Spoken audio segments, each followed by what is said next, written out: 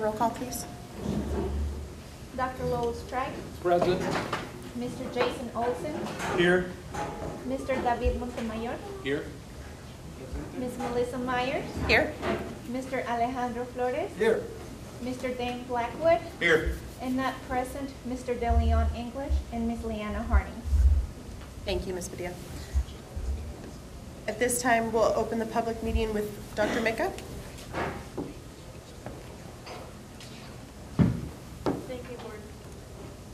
Thank you, Board President, Dr. Strike, and board members. Today we will having our public hearing on the annual report for the 2015-16 school year. So there are 7 sections to the annual report. The first section is the 2015-16 Texas Academics Performance Report, otherwise known as the TAPR. And this is for the district and each campus in the district. The second part is our PEAMS Financial Standard Report, and it's for the 2014-15 Financial Actual Report. And this is for the district and each campus in the district. The third section is the 2015-16 District Accreditation Status. The fourth part is the Campus Performance Objectives. The fifth part is the Report on Violent or Criminal Incidences on Campuses. The sixth section is the student performance in post-secondary institutions, and this is for each high school campus in the district. And then the seventh part is for the 2015-16 TAPR glossary.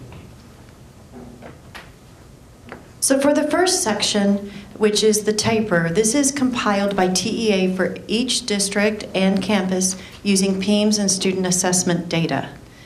Significant changes in the 2015-16 TAPR from previous years, it was that the STAR performance standard increased in 2015-16 from level 2 phase 1 to level 2 phase 2. It's called the level 2 2015-16 standard progression. And this is for grades 3 through 8 and EOCs for students taking their first EOC in 15-16. In the fall, I shared with you the new progression standards that the commissioner had put in place, and so that's what this is referring to, is that there was a step up in what the passing standard was. The 2015-16 TAPR also included math. It did not include math in 14-15 because of the new TEKS. And then also, it included STAR A, which was STAR accommodated, because that was a new test, and it also included STAR Alt 2. And this was the first time that those two versions were included in the TAPR results for accountability. Also, the 2015-16 TAPR included the 15-16 STAR data, but there is not a direct comparison to the 14-15 data because of the step up in the progression standard. So when you look at the annual report, it's going to be organized into 5 parts in the first section on the TAPR. On the cover page, you'll see our accountability rating, also a 2016 special ed determination status for the district only, and then also any 2016 designations. And then you'll have our 15-16 performance ratings, our 15-16 participation, our 15-16 attendance and post-secondary readiness. And this data for the attendance and post-secondary readiness is on 14-15 for attendance and 13-14 for post-secondary readiness. So there is a delay in the data reporting. And then our profile will be in the 5th section of part 1. Here you'll have our ratings. And so this is the first part of our accountability for the annual report. And so part 2 of the TAPR looks at the performance, and it summarizes STAR performance by subject and grade level and course. And it's the percent at level 2 phase-in satisfactory standard. And then it also summarizes the STAR performance by subject. So it'll do it by grade, and then it'll do it by subject. And then it'll give us, when we look at the by subject, it'll tell us the percent at post-secondary readiness standard, which we refer to as level 2 final, and advanced standard, which is level 3. It'll also look at the percent met or exceeded progress in reading and math, and the percent exceeded progress in reading and math, and that comes into play for Index 2. It includes the results from the 2016 accountability year, which began in summer 2015 EOCs. A lot of people think it begins with December, but it actually begins with the July 2015 summer EOCs is the first group of tests that's included in our accountability, and it stretches through May of 2016. It only includes results for students who were in the accountability subset, and that means that they were enrolled in our district on that Friday snapshot day, which is the last Friday in October. Okay?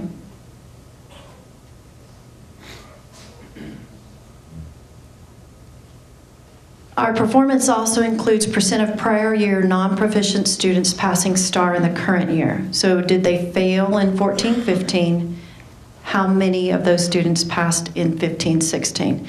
It includes our Student Success Initiative for readings in grades 5 and 8, and it also includes bilingual education and ESL performance measures.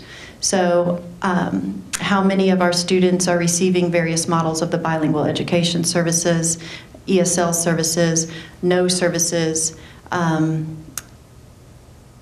how many are denials.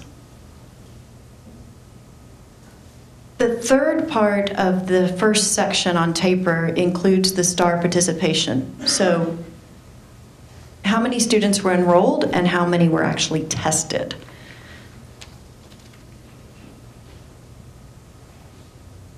The fourth part of the TAPR, which is the attendance and post-secondary readiness, looks at the attendance rate and annual dropout rates for grades 7, 8, and 9 through 12. The longitudinal and annual graduation rates and graduation rate plans. And what that means is how many graduated with their cohort at 4 years, 5 years, and 6 years.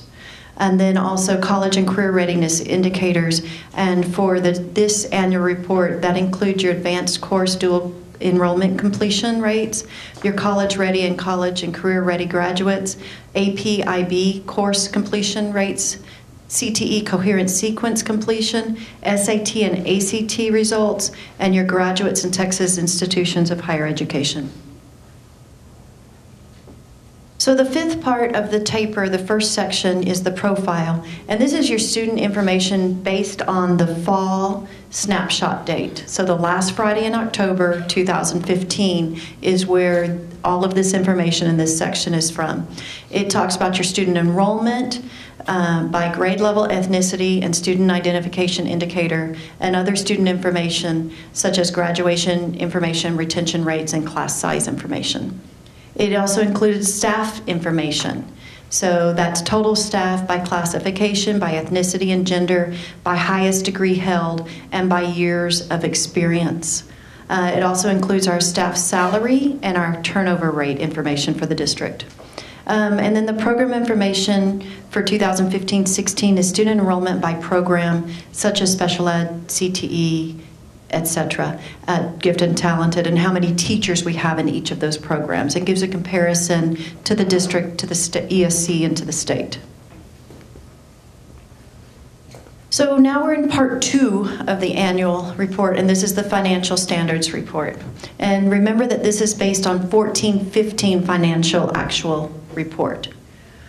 And so from that, we look at the receipts, fund balance, disbursements, program expenditures, tax rates, the 2012 tax year state certified property values, and the percent of total budgeted expenditures.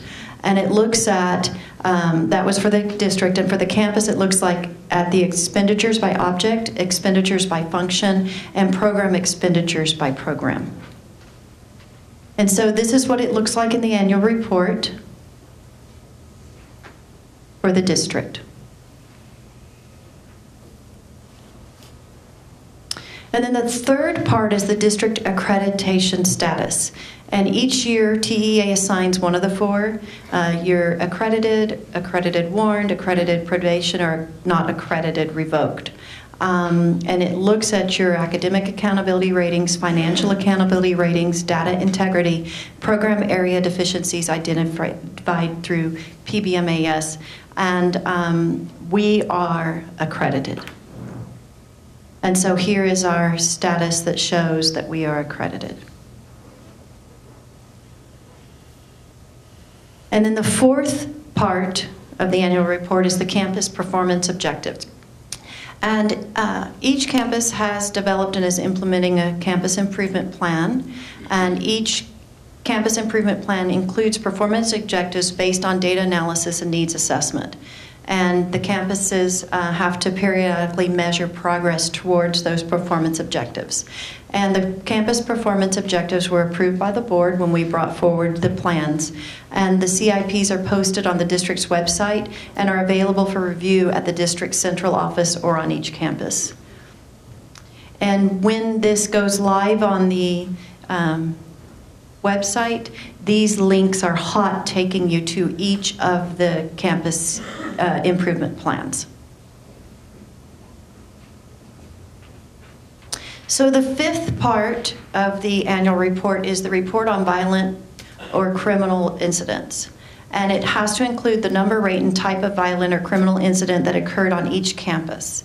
And so the district's report for the 2015-16 school year is available for review at the district's central office and at each campus in the district.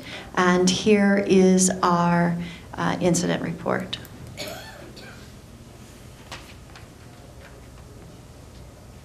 The sixth section is the student performance in post-secondary institutions, and we requires each district to publish as part of its annual report a report on the, oops, sorry, mistake. We didn't catch that. First bullet's gone.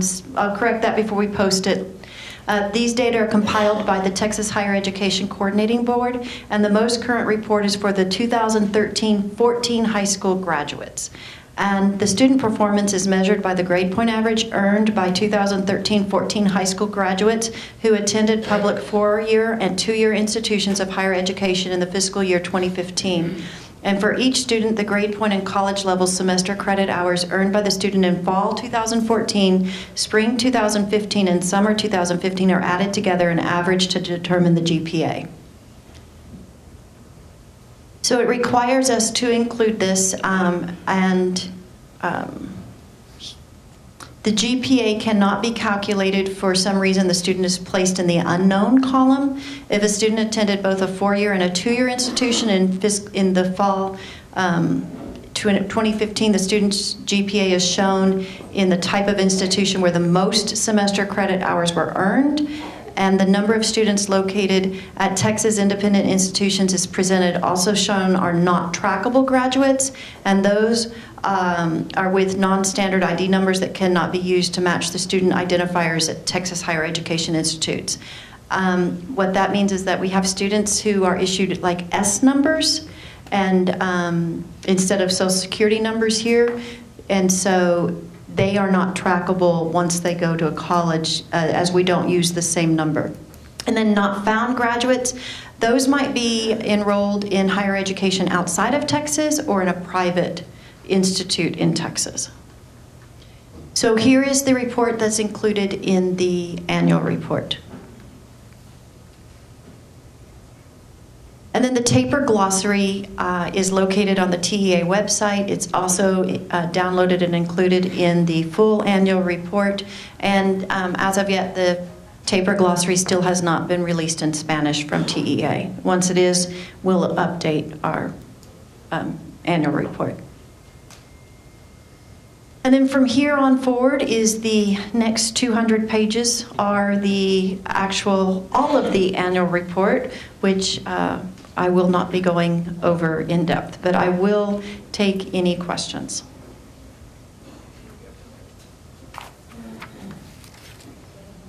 Any questions at this time from the board?